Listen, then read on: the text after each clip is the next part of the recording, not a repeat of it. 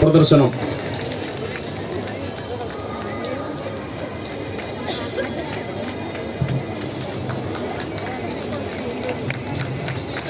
കതിരൂർ ഗുരുക്കൾ സ്മാരക കളരി സംഘത്തിലെ യോദ്ധാക്കൾക്ക് അഭിവാദ്യങ്ങൾ. പൊന്നിത്തങ്കത്തിന്റെ സ്നേഹാഭിവാദ്യങ്ങൾ.